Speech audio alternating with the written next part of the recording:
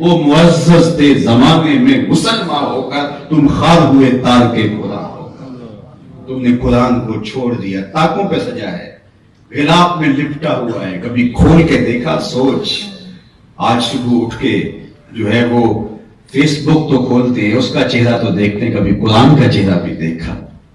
آج قرآن ہماری الماریوں میں بند ہو کے رہ گیا، زندگی بخش کتاب تھی، ہاں کتاب زندہ قرآن حکیم، حکمت او لا جزال استو قدیم، بلکہ اقبال آگے جا کے کہتا ہے کہ فاش بھی گوئم آن کے در دل بس برست، یہ کتابیں نیز چیزیں دیگر است۔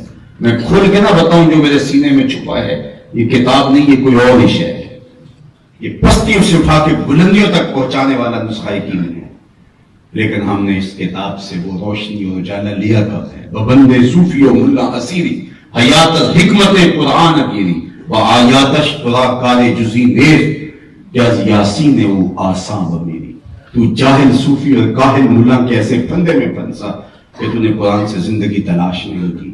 قرآن کی آیتوں سے تجھے صرف اتنا سروکار ہے کہ جب تیرے بوڑھے کی روح اٹک گئی، سورہ یاسین لے کے بیٹھ گیا کہ میں تلاوت کروں، اس کی روح آسانی سے نکل جائے۔ اقبال کہتا ہے ٹھیک ہے، اس کا فائدہ اس کو ہوتا ہے، لیکن مجھے افسوس اس بات پر ہے کہ تو نے قرآن سے بھی مرنا ہی سیکھا، کاش قرآن سے جینا سیکھ لیا۔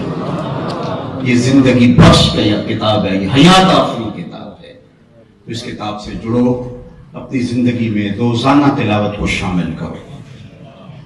آپ کو اللہ نے صحت دی ہے، عافیت دی ہے، برکتیں دی ہیں، اور آج فراغت کے کچھ لمحے اس کے لیے ضرور نکالو، اور راتوں کی تنہائیوں میں قرآن مجید کی عادت پڑھنے کی عادت ڈالو۔ میرے حضور نے فرمایا کہ راتوں کی تنہائیوں میں اٹھ کے قرآن پڑھا کرو، اور قرآن پڑھتے ہوئے رویا کرو۔ پھر فرمایا فَإِلَّمْ تَبْكُوا فَتَبَاكُوا، اور اگر رونا نہ آئے تو رونے کی کوشش کیا کرو۔ حضرت داتا گنج بخش علی اجمیری علیہ رحمہ سے ایک مرید نے کہا اگر رونے کی کوشش کریں پھر بھی رونا نہ آئے، فرمایا پھر اپنے مقدر پہ رو۔ اتنے سنگ دل ہو گئے ہو کہ تمہاری آنکھیں آنسوں کا خراج دیتے گئی۔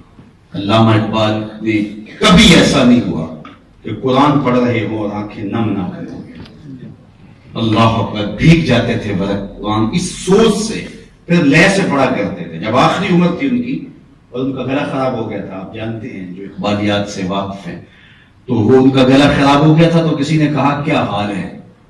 تو انہوں نے ایک ہی جواب دیا، لطف قرآن سحر باقی نہ مانا۔ باقی تو ٹھیک ہے، لیکن گلے کی خرابی کی وجہ سے سحری کے وقت اٹھ کے قرآن پڑھنے کا جو لطف تھا وہ باقی نہیں رہا۔ یہ میرا درد ہے، یہ میرا ٹکڑا ہے۔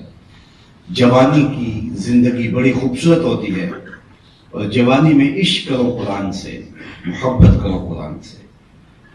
ایک دوست کو خط لکھتے ہوئے حضرت اقبال نے لکھا کہ اگر قرآن مجید کا ترجمہ اور مفاہیم نہیں بھی آتے تو پھر بھی قرآن کی تلاوت نہ چھوڑنا، خالی ناظرہ قرآن مجید پڑھنے والے کے قلب کا تعلق رسول اللہ کے قلب سے جڑ جاتا ہے، یہ قرآن مجید کی تلاوت کا فیضان ہوتا ہے۔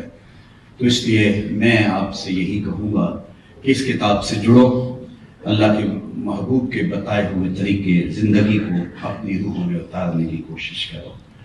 یہ زندگی بہت خوبصورت آپ کی زندگی ہے، اس زندگی کو اور نورانی بناؤ، اس کو اور خوبصورت بناؤ، اور اس کے اندر روشنیاں بناؤ، اس کے اندر اجالے بناؤ۔